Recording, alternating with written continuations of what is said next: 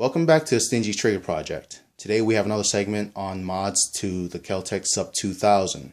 On the table is my Kel-Tec Sub 2000, chambered in 9mm, and currently wearing the mag catch for the Beretta 92. This is the model that you can change out the mag catch to also accept Smith & Wesson 59 series and also a SIG P226, I believe. Now, if you've seen my other videos on this Kel-Tec Sub 2000, you would have already saw the mods I've done to the front sight. Basically, I notched out the hood and also changed out the original front sight to this high fluorescent polymer sight here. Also, I notched out the handguard here to accept an accessory rail on the barrel so I can mount optics right up here. And recently I added another mod, so let's go ahead and get to that real quick. Alright, so recently what I did was after adding this, I noticed when I'm using the red dot and I have to co-witness through the rear sight that oftentimes when I'm looking or trying to find the red dot, I have to actually look through the peephole, which is obstructing the view. So recently I added this. So a fold down rear sight. So let me go ahead and put red dot on so you can see what that looks like.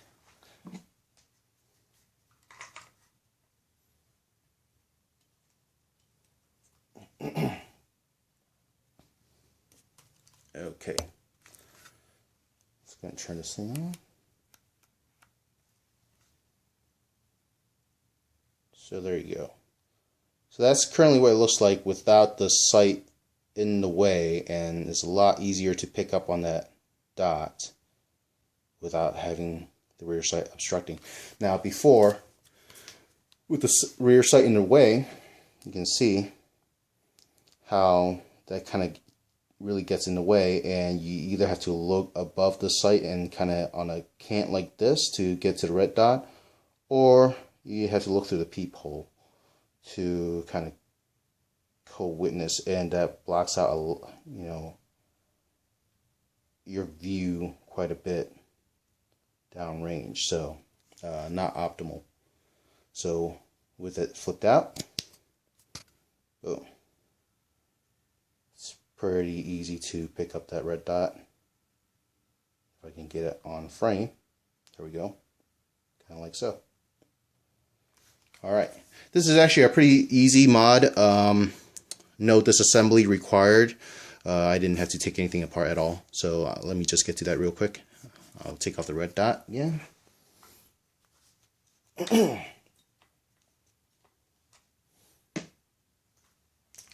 Alright. So basically, to make this little mod, if you look down here, hopefully this focuses. Let me get a pointing tool. Alright, if you look down here, there is this cross beam right here that connects these two pillars that houses the rear sight. Now this cross beam right here is just basically molded in polymer, same as part of the rear pillars here.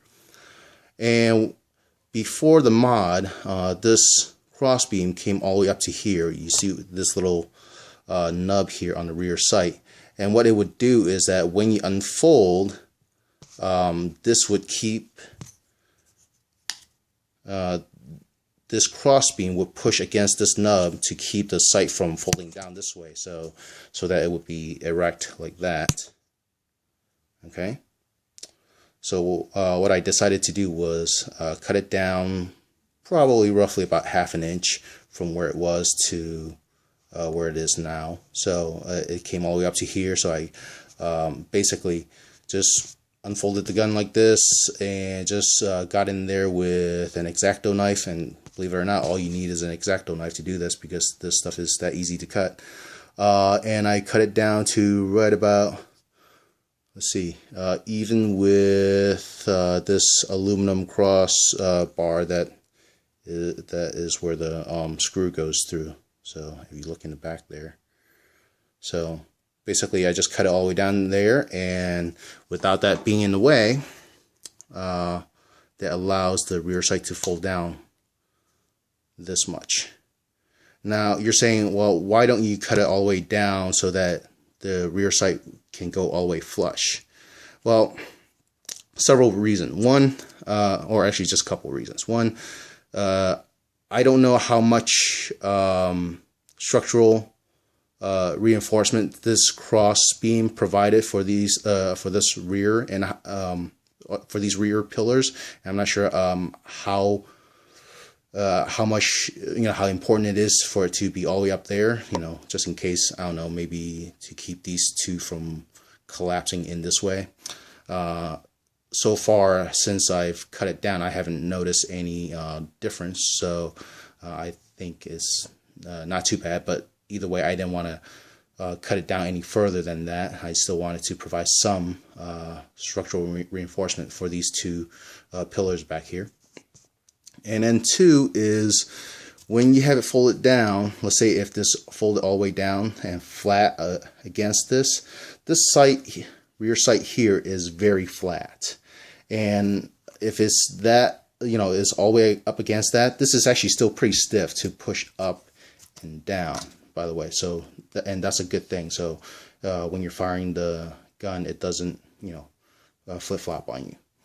But being being that stiff, if I have it all the way against here, I don't have much here to get a purchase on to flip it back up if it's all the way down.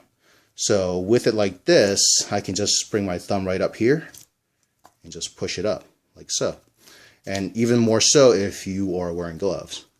Okay, so basically that's the reason. And with it down this far, it looks a little goofy, but you know what, I did this mod more for function than form. So there you have it. It's a quick mod. Most anybody can pretty much do this with an X-Acto. And this is, if you're one of those guys who have gone all the way and took off the front sight and bought yourself like a rail and like the Red Lion rail or whatever, then you don't even have to worry about that all that much. Well, actually maybe you do, because even with the Red Lion rail, if you don't do this mod, your rear sight is probably still going to be in the way if you're co-witnessing. All right, thank you for watching. Stay tuned for more gun and project videos. Remember, we're just a couple of city slickers figuring this out as we go. The flip down sight.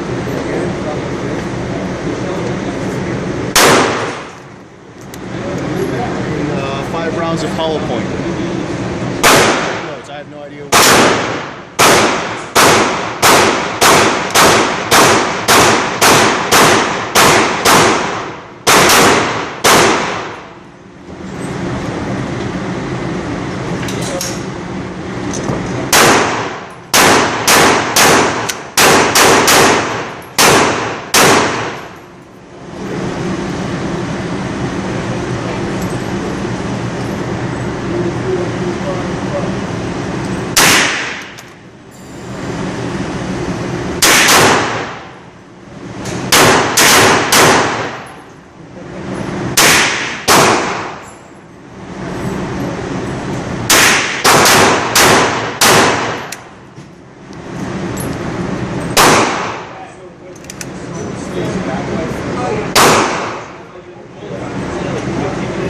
Worked out pretty good. No jams. This doesn't obstruct the sight at all. A few more rounds. One garbage round we found. Some hollow point reloads at 25 yards.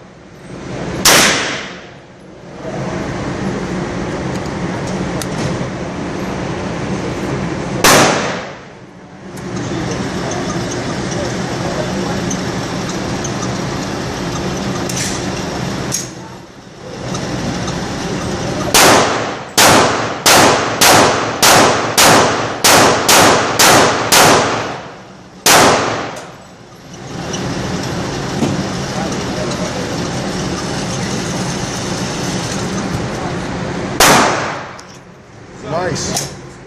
Not bad for being all scrooged down. Yeah. And that was the center bullseye that I shot after getting it sighted in. More sighting. More sighting. But it's 25 yards. That's what right there. Inch and a half group. 25 yards. That's